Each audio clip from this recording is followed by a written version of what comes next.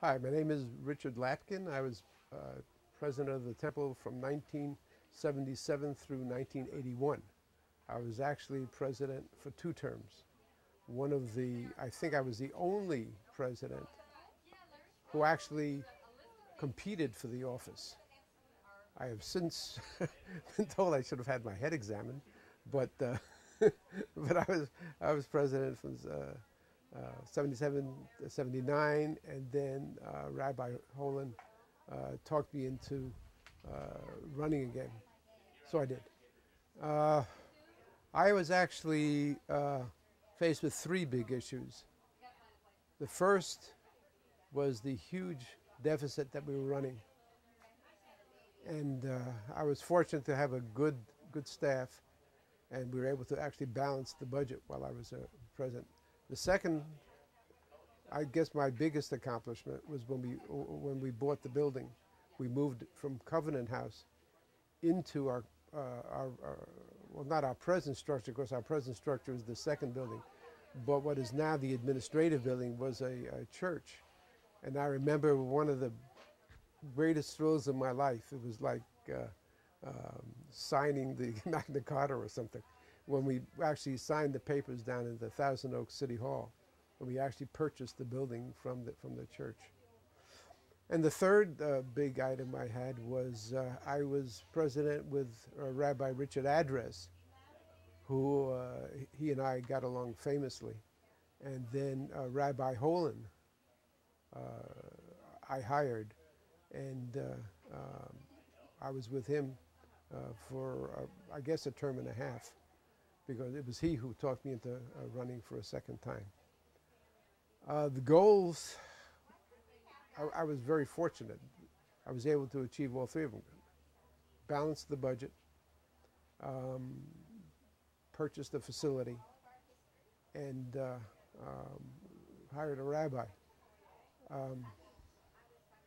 Purchasing the facility was Larry Levine mentioned, although he was out of sequence. I don't know how you're going to do that on there. Larry, talk about process, and the process we got to have the congregation buy into the fact, well, we were going to actually get a building, have a mortgage, and get that passed.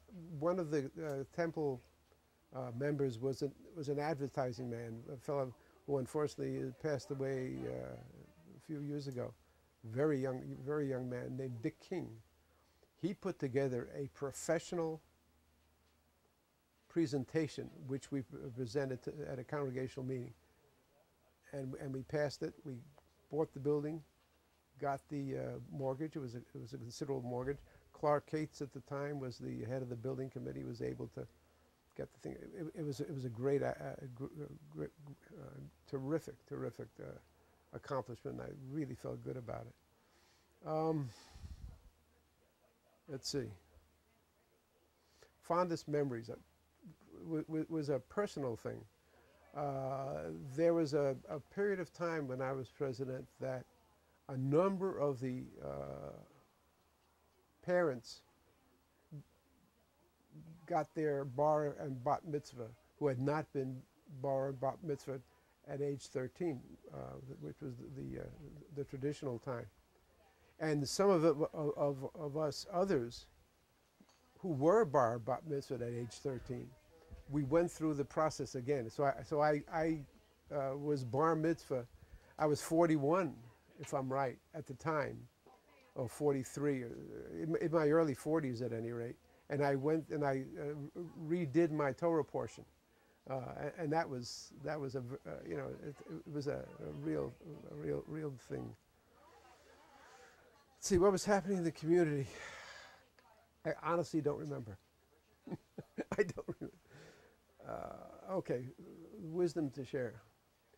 One of the toughest things of being a president is the fact that the buck does stop there. And being able to handle with sensitivity, at least I tried to, complaints with congregational members, and now with a 600 family temple, Certainly, we had less than 100 families when I was president. It's got to be much tougher for the current presidents because there are so many more people, so many more different kinds of people, and you're bound to have whatever percent there was when I was president. The same percent is going to be 5 or 6 times the number, and the president being able, having to handle the situation with sensitivity. One of my biggest regrets, and I'm going to say it, and you can leave it in or not.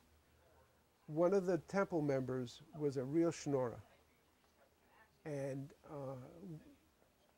the check is in the mail, and the check is in the mail, and I felt I was right to do it at the time, but in retrospect, I actually asked him to leave High Holiday Services.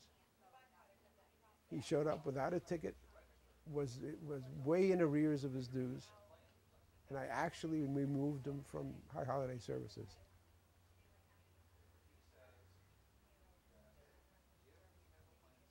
It pains me to this day when I think about that. Terrible thing to do to a man. Terrible thing to do. And anyway, you know, but for 4 years, it was an awful lot more good than bad. Any advice for the future? Yeah, keep the sensitivity process. We talked about that earlier at lunch. When it comes to things financial, the budgetary process and defining the requirements before you solve the problem is so important. My background is developing computer systems and system engineering. The first thing you do is define your requirements. You don't, because when all you have is a hammer, everything looks like a nail. And you got to make sure you have those requirements defined before you decide how many people is it going to take to do the job. Well, we have 5 people. What jobs are you going to give them? No. What are the jobs, and how many people is it going to take to do those jobs? And I think we'll be able to make a large headway towards solving our financial problems if we do that. Because as you said, Rabbi, all we have, we don't make a product.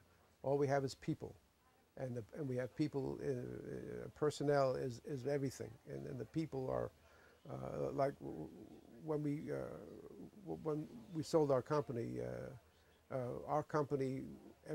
All of our assets walked out the door every night. We had no material, we had no machines, we had.